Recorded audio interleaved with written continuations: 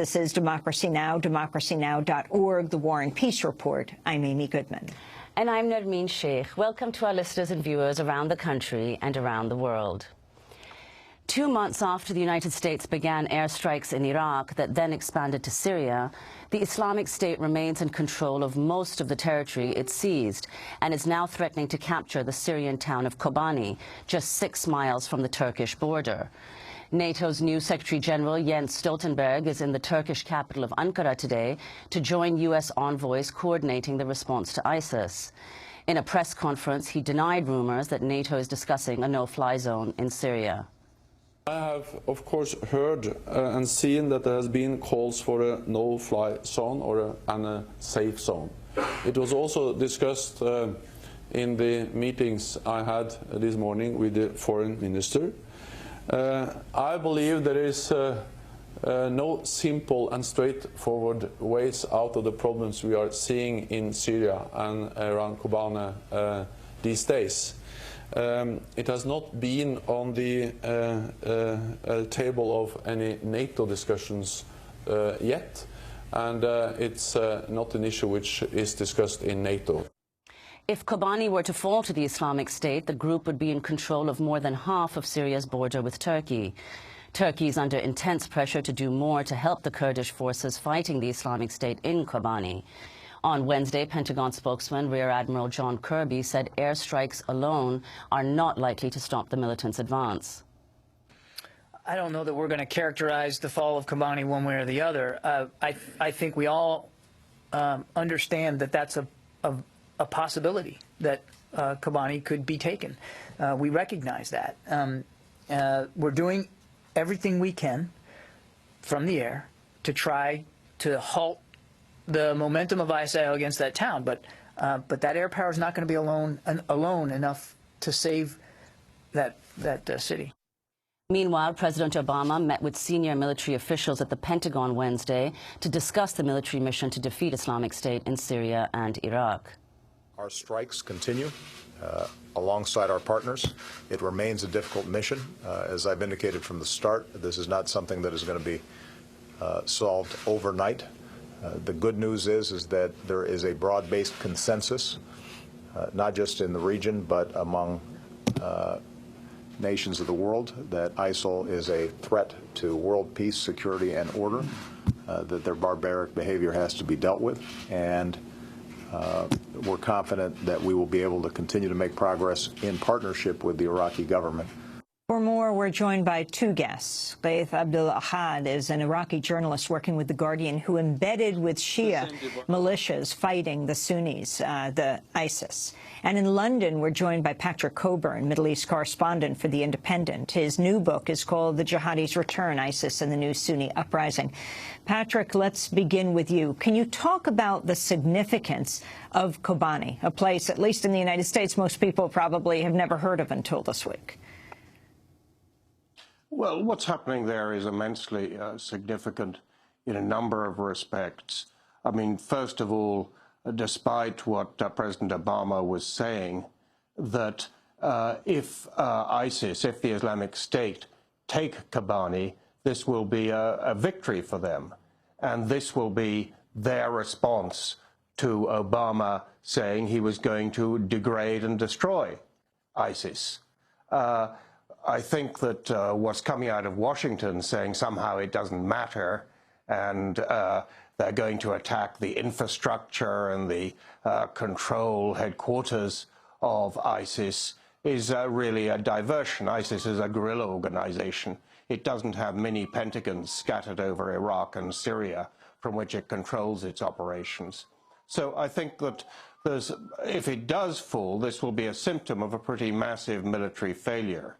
And it's not just in Syria this is happening, that in Iraq as well, it's very little reported because it's so dangerous to go there, that much of Anbar province, this enormous province, about a quarter of Iraq, much of the province that wasn't under ISIS control has fallen since an offensive began on the 2nd of October. So they're very close to, in fact, beginning to get into West Baghdad. So this is really a massive setback that seems to be happening to President Obama's policy for dealing with the Islamic State.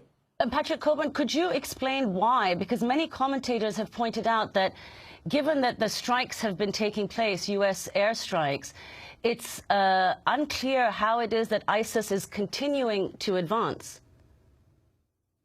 Well, it's a pretty proficient organization. It combines extreme religious fanaticism with military expertise.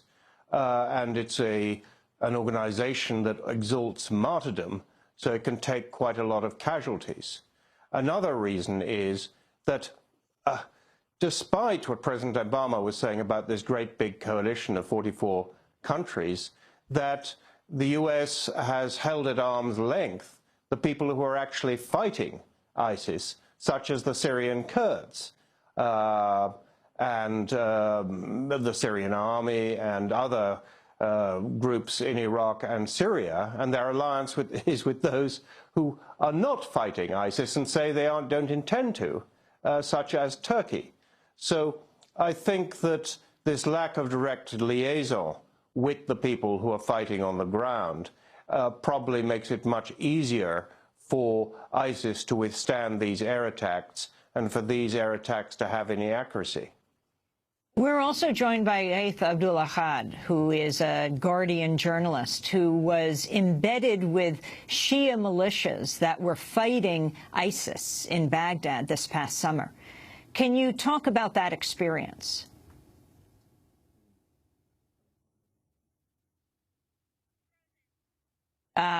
We're trying to reach him by Democracy Now! Video stream, and his image has just frozen. So let me go to Secretary of State John Kerry, who suggested that preventing the fall of the Syrian town of Kobani to Islamic State fighters was not a strategic U.S. objective. He said the idea of a buffer zone should be thoroughly examined. As horrific as it is to watch in real time what's happening in Kobani, it's also important to remember you have to step back and understand the strategic objective and where we have begun over the course of the last weeks. We're literally just coming out of the UN meeting at which we announced the coalition, literally have just been deploying the first efforts to liberate, as you know, a few weeks ago, Sinjar Mountain, the siege on Amerli, the Haditha Dam, the Mosul Dam, and we're very successful in those efforts. Patrick Coburn, can you respond to what John Kerry said? Yes, I think he's either avoiding the issue or doesn't quite understand what's happening on the ground. I mean, the places he mentions, ISIS didn't really fight hard for.